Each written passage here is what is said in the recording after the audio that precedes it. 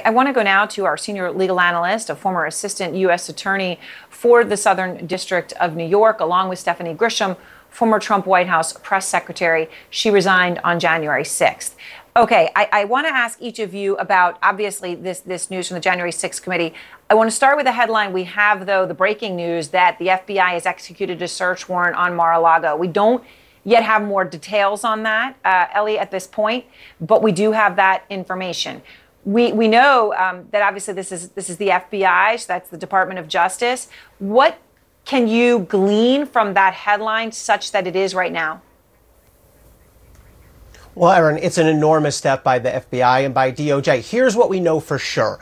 In order to get a search warrant in the federal system, prosecutors have to establish probable cause that a crime was committed. I've done this many times. You have to write it out in an affidavit in detail. Then you have to bring it over to a judge. The judge has to agree, yes, I find that there's probable cause that a crime was committed. Now, that's not proof beyond a reasonable doubt, but that's still a significant evidentiary showing. You also have to show the judge that you're likely to find evidence in the place to be searched, and that evidence has been there, or you would expect it to have been there fairly recently in time. So that's what we know for sure. I think it's also very safe to say that given DOJ's written policies in the Justice Manual, this would have had to have been approved by the highest levels up to and including the Attorney General himself. So this is a major step. That's what we know for sure.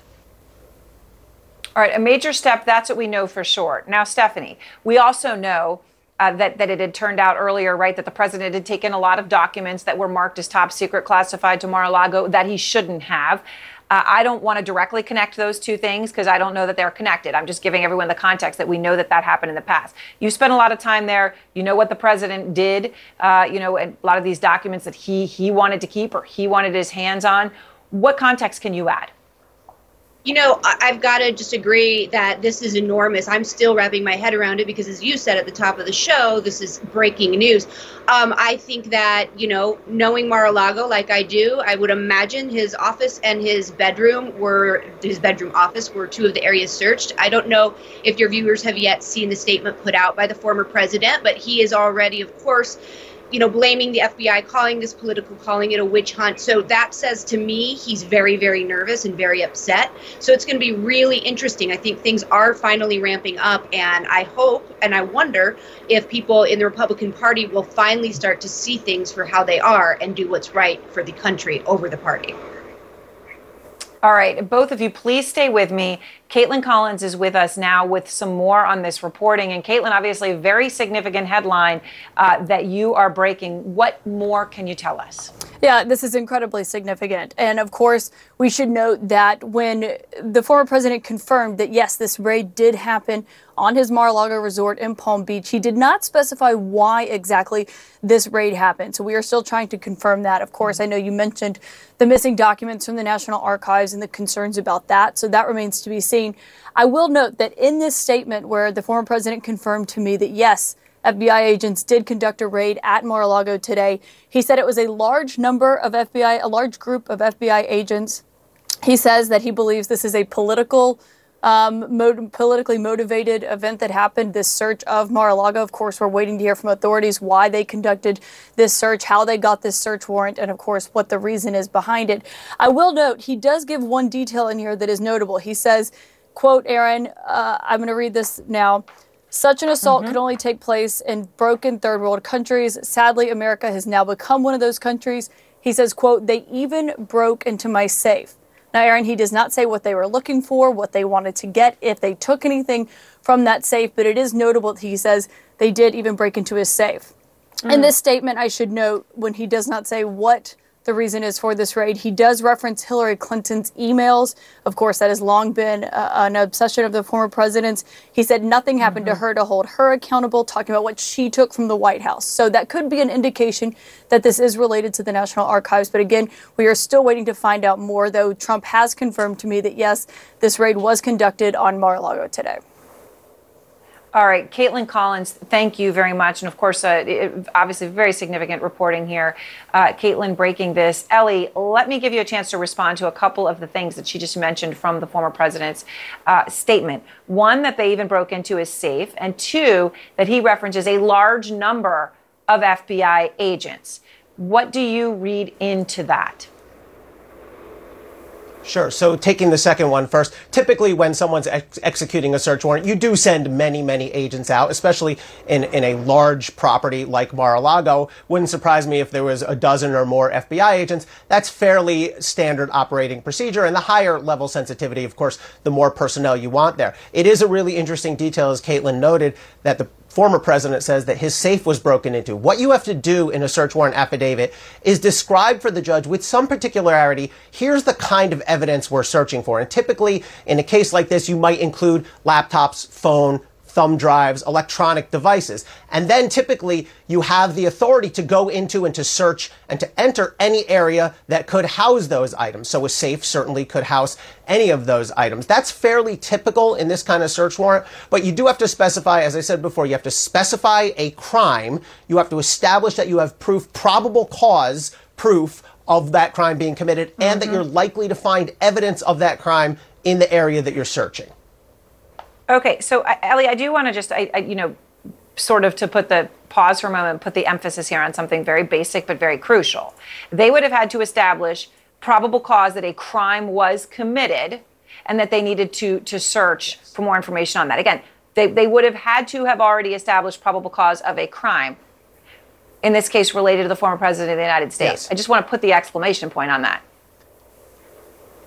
Yeah, and Erin, let me explain sort of how that works. A prosecutor has to sit down and write out an affidavit with an FBI agent. You can't just say, hey, judge, we have probable cause, take our word for it. There actually are contexts where you can do that. But in a search warrant, you have to say, and here's what our probable cause is. We have the following evidence. You have to write it all out. Then there's a check on that. It's not just up to prosecutors. It's not just up to the FBI. You have to take it to a federal judge who then reviews it and has to agree. And I've done this many times. Occasionally, a judge will say, I don't think you have enough evidence, or add a little more and come back, or I'm not signing this. Most of the time, federal judges do sign it, but you can bet that a judge read every word of this and agreed, again, that there's probable cause that's significantly less than proof beyond a reasonable doubt, but that's a significant showing. It's not something the DOJ does lightly, particularly when you're talking about the property of the former president.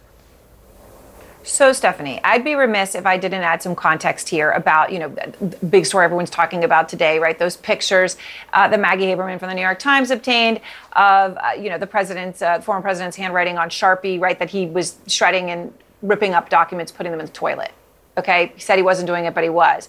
I raise this in the context of right now.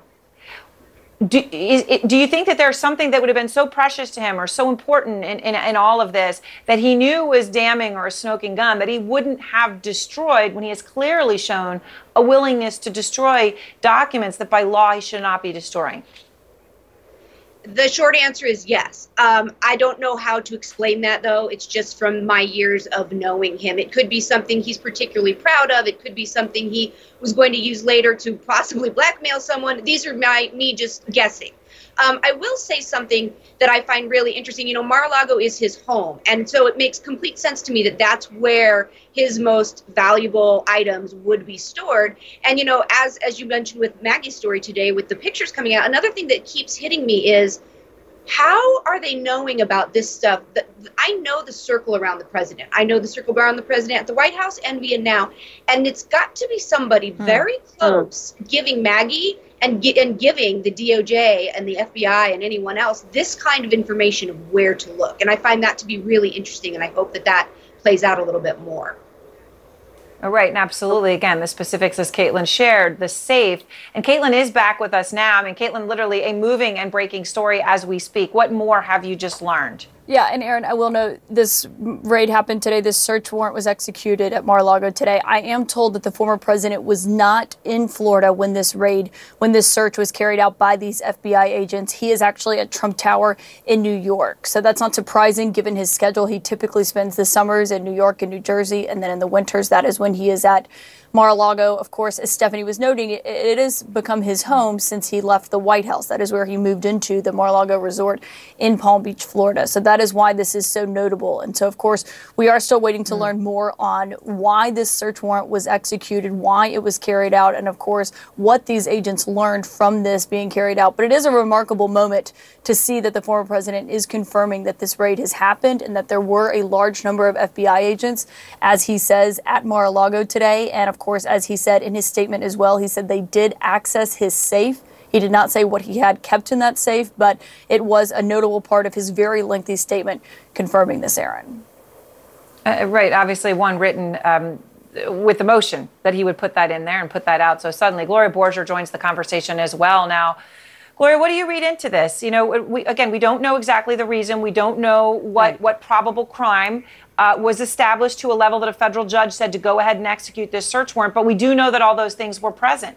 And here we are with a search warrant and a large number of FBI agents today raiding Mar-a-Lago.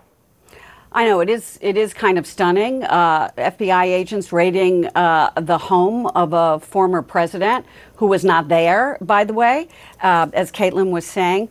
And we also know, if you go back to April, we were reporting and others were reporting that the Justice Department began investigating the handling of these 15 boxes of White House records, including classified information that had been taken to Mar-a-Lago. I do not know whether this has anything to do with that, or whether those documents that they got led them to decide, well, maybe there's more there than we received. I mean, I'm just speculating here, and let me make that clear.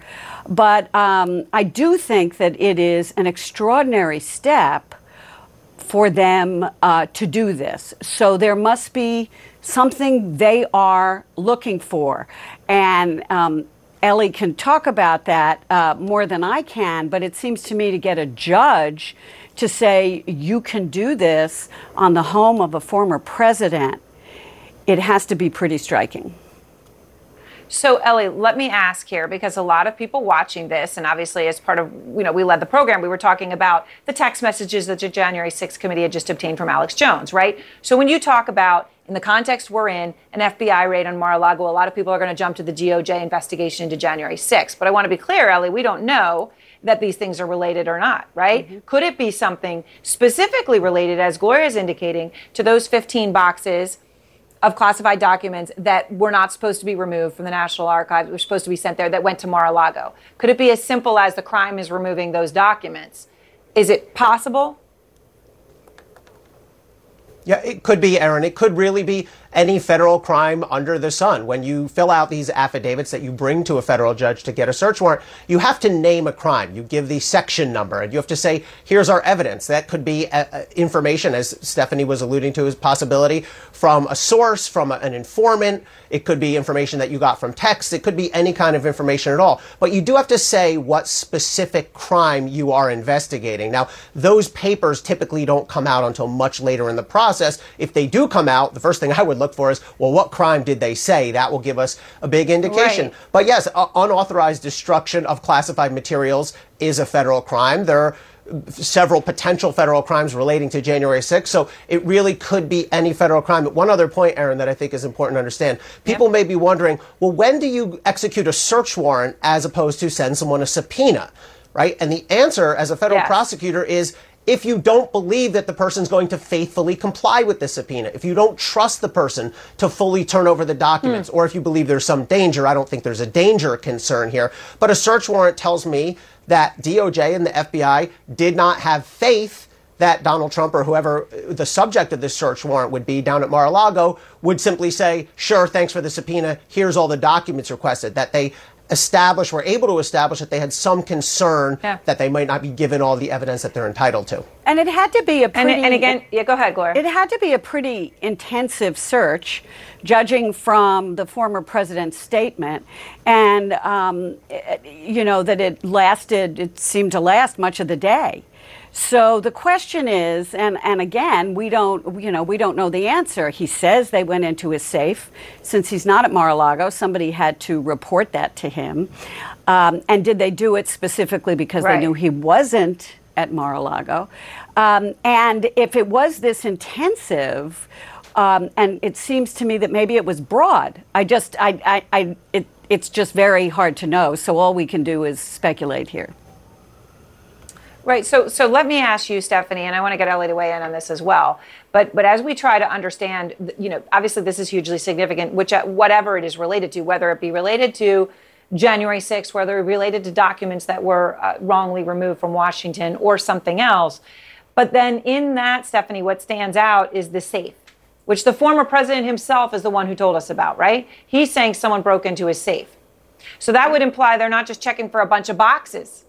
So can you, Stephanie, help us understand a little bit more why something like that would have stood out to him, or why a safe in particular would have been a place where he kept things? So again, this is going to be me just speculating and going off of my years of time with him. I will tell you, though, the fact that he mentioned the safe in the statement stood out to me immediately, because he likes to get ahead of things. That's something he used to tell me all the time. You just get ahead of it and then it'll be okay.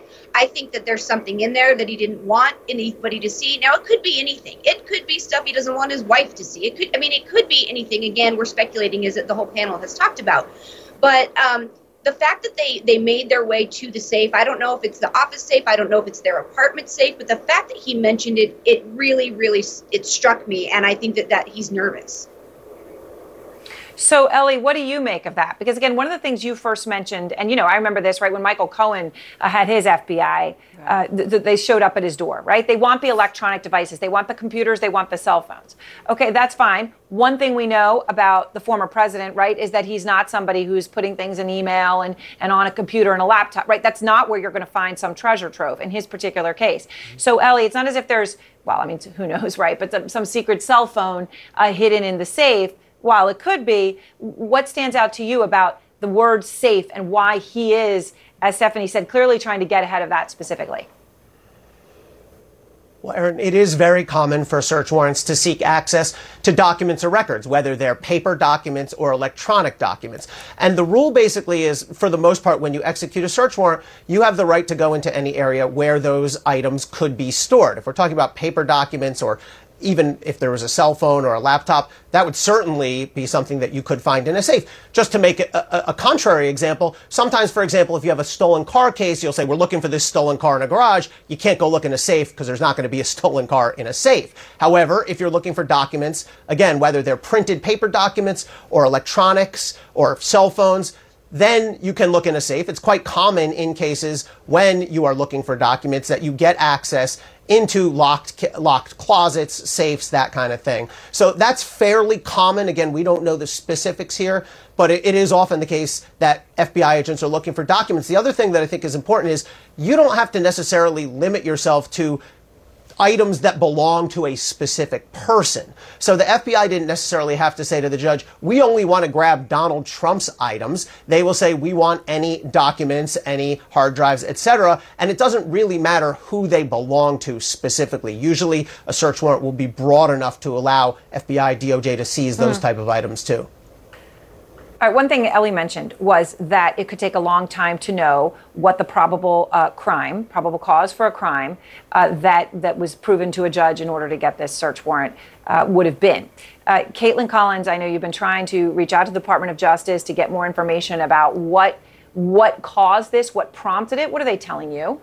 Yeah, they told my colleague Caitlin Polentz they are not going to be commenting, so no comment from the Justice Department, no comment from the White House either. But, Erin, I will tell you what we do know as we await confirmation over what this search warrant was over, is that there are two investigations related to Trump that are happening right now. One is the mishandling of classified information. That is the one that could potentially deal with documents that Trump, after he left office, took with him to Mar-a-Lago. And the other one is into the January 6th insurrection. That is what two things that we know are happening. We know some of his former aides have been interviewed regarding to that one. But when it comes to the documents, I will note that we did report earlier this year that investigators had issued a subpoena to the National Archives because they wanted access to more information about what exactly documents were taken to Mar-a-Lago, how they were handled while they were there, what they found, of course, when they requested the return of those documents. And so that is something that is helpful context, I think, when you're looking at this and you're wondering wondering why this extraordinary raid was carried out at the former president's home in Florida.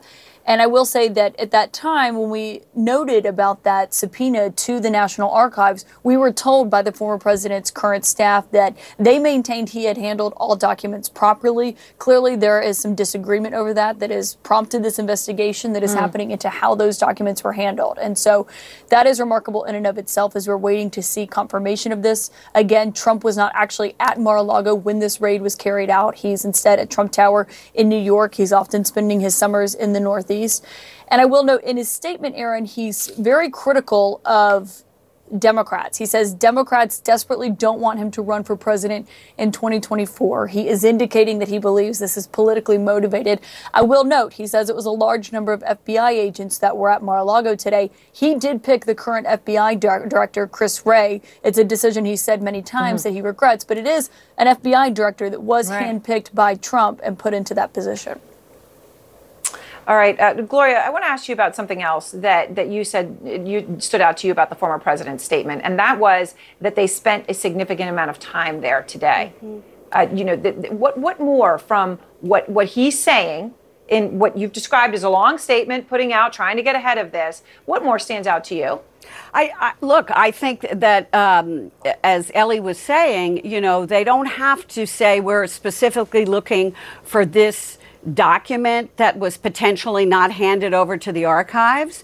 They can be as broad as they want.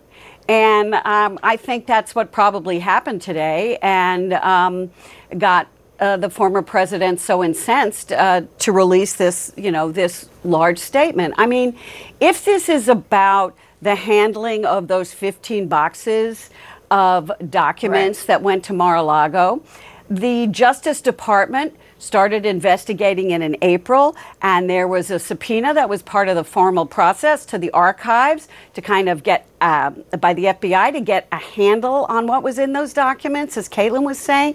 So maybe there was a discovery that there was something missing that needed to be there, or, they raised other questions about why wasn't this included in the box, or maybe there's more at Mar-a-Lago that we didn't get that we should know about. So, I think, again, we don't know specifically what this raid was about, but it seems to me that when you connect it to Mar-a-Lago, what do we know about Mar-a-Lago? Well, there were these documents, including classified documents, that are potentially have been mishandled.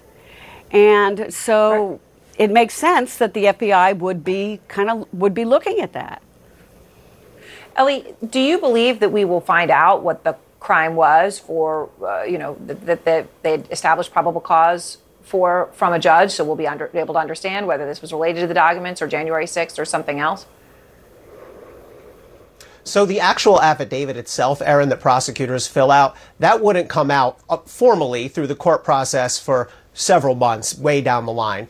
There are other documents that are attached to the affidavit that could come out. Some of them are sometimes given to the subject, so it could be up to the subject himself or herself. There's always leaks, there's always ways to find out, so it could be that we find out fairly quickly. But if we're talking about that actual affidavit coming out, the prosecutors filled out, the federal judge approved, that wouldn't happen through the normal court process for many, many months. And just to another point that Gloria made, it's not surprising, really, that this execution of a search warrant took quite a while. I mean, search warrants are invasive. They are intrusive. FBI agents typically go into a home or property with permission to look anywhere where they might find the listed pieces of property. So that can include going through closets, going through dressers, going, under beds, into safes. It is an invasion of a person's right to privacy, which is why you have to go through these procedures, and which is why you have to get a federal judge to sign off. Exactly. But it does take time. It is invasive. It is intrusive.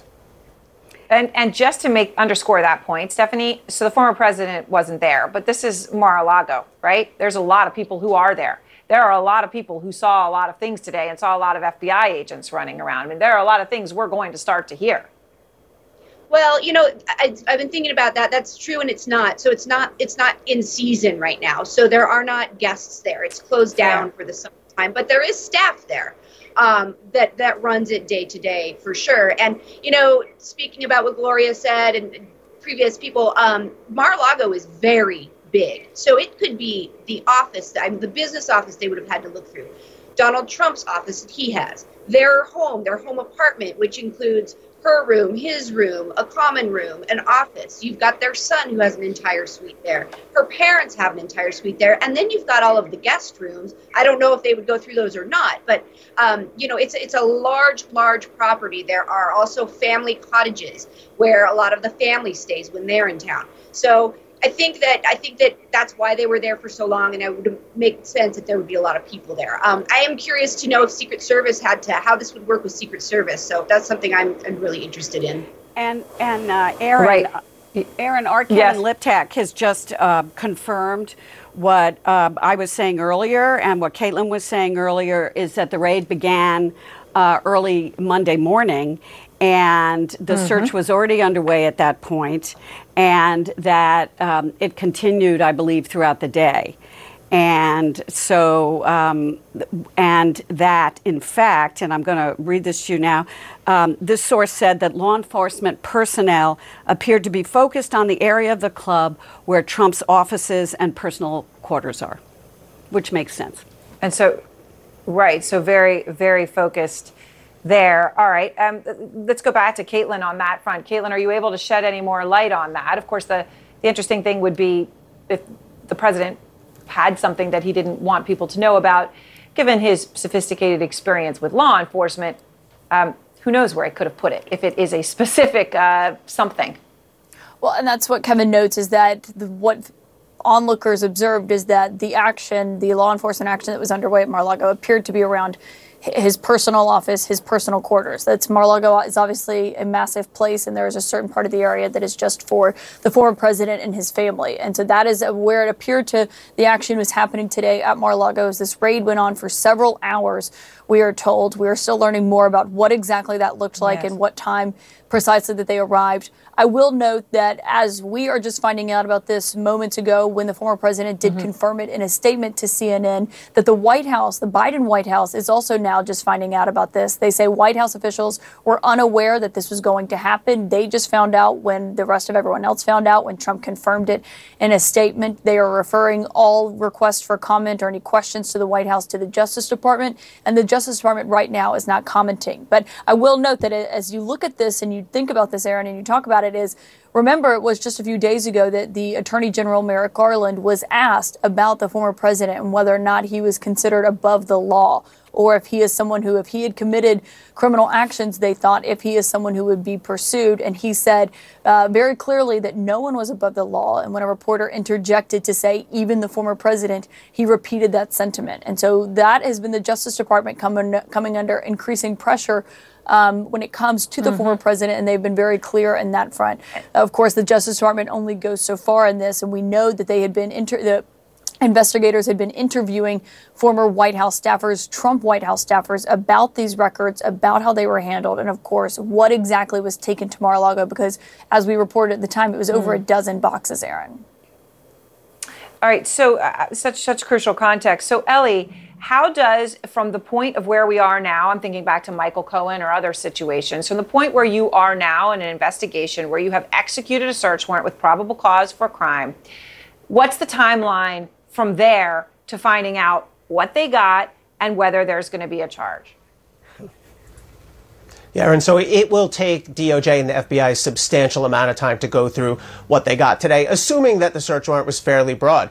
Whatever boxes of documents you grabbed, whatever electronic devices you may have grabbed, laptops, that kind of thing, it all has to be downloaded. It all has to be reviewed very carefully. That can take weeks or months. And I do want to make another point regarding timing here. DOJ has a long-standing policy that they will not announce politically sensitive indictments or take politically sensitive overt moves, such as executing a search warrant, within 60 or 90 days of an election, depending who you ask. Different people understand it differently. Today is just about 90 days out exactly from the midterms. I think maybe 91 or 92 days out from November 8th. So if they're going to abide by that policy, that may be a reason why they did it today, because they want to stay clear of that. If they're interpreting that as a 90-day rule, that could be a reason why they took the move today. But Gloria, that puts incredible pressure on them, whether they're looking at it at 90 or 60. When you talk about the timeline Ellie's talking about. Well, and that's why Jim Comey got in a lot of trouble with Hillary Clinton, if you'll recall. Yeah. So I think it's quite, look, it's controversial no matter which way you look at it.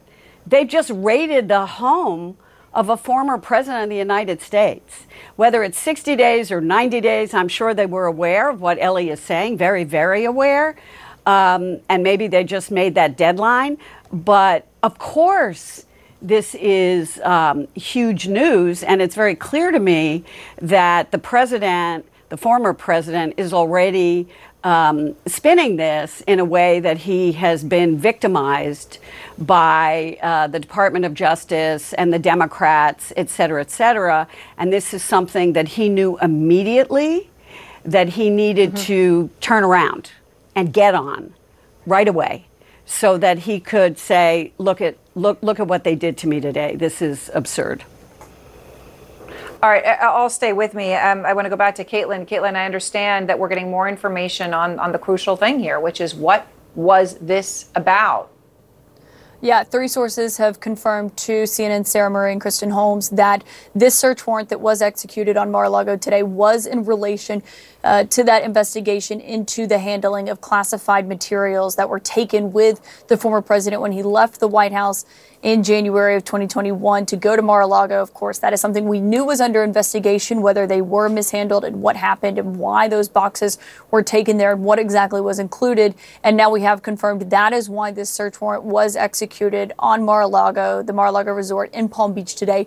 Again, reminding people Trump was not there at the time. He has since confirmed the raid in a statement to CNN, saying that there were a large number of agents there, that they broke into his safe.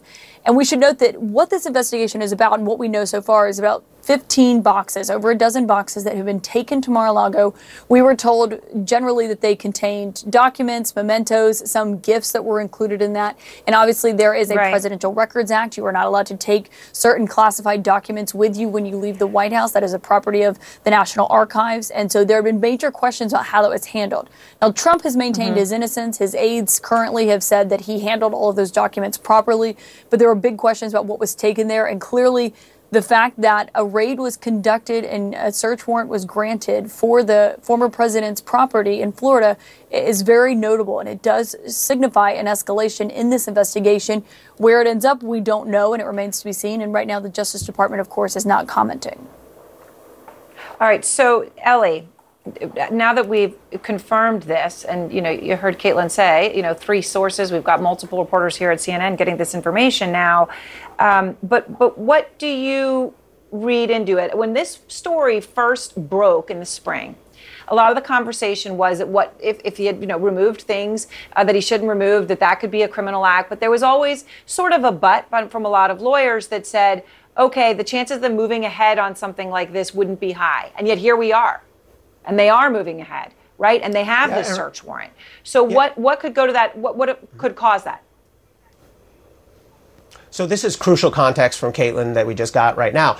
It is a federal crime to remove classified documents wrongly, intentionally. And so if you are filling out that affidavit and you have to list the crime, you can list that as the crime. I think it's also important to note that it appears to be limited to that and not to the broader January 6th investigation. But I also have to note, even if you get a search warrant based on probable cause of crime A, and then you find other evidence of crimes B, C, and D, you can still use that evidence to pursue crimes B, C, and D. So sometimes you find things that you're not expecting when you go in and do a search warrant on this. One other important fact that Caitlin reported, the fact that the White House did not know DOJ was doing this, I think is really important. First of all, just institutionally, DOJ absolutely should never be running these things by the White House for pre-approval. And second of all, we've already seen, and Donald Trump's immediate reaction was to claim it's political. That was predictable. And by maintaining that wall of separation, I think DOJ sort of protects its own independence and integrity here. Gloria, this is where, though, the former president will try to seize upon his political motivations.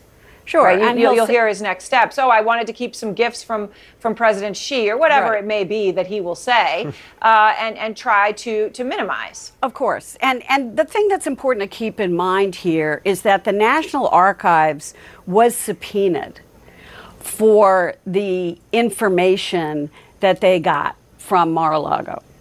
So there is something in this ongoing investigation that the FBI is conducting that didn't seem right, right? I mean, if they felt that they had gotten the whole kit and caboodle, that they had gotten every document in those 15 boxes, this step probably wouldn't be necessary. Again, I'm not a lawyer, so correct me if I'm wrong, but it seems to me that once they looked at what they were handed by the archives, given what they know about January 6th or anything else, that they're saying, wait a minute, this is not a complete archive. And the President of the United States is required to hand over these documents when he leaves office. And if they believe that was not done by looking at what they got from the archives, the question is, what didn't they get? Well, and Stephanie, again, back to what the former president himself has just told us, which is, in his anger and his ire, that they even went into his safe. This isn't as if there's just 15 boxes still stuck in a closet, right? The implication is that there are specific items which may have been pulled out or put somewhere. That's the implication that we're getting from the former president himself.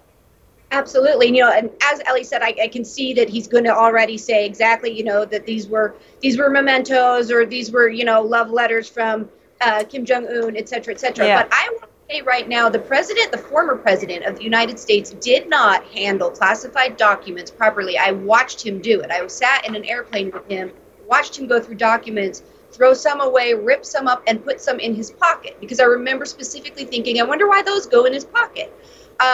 So I think this is going to be really interesting. And now that Caitlin, like Ellie said, now that Caitlin gave us that context, I think that something big is there. I don't think it's going to be just letters. I think it could be about military operations. This is me speculating. I want to be clear, but I could see the former president thinking those were cool or fun.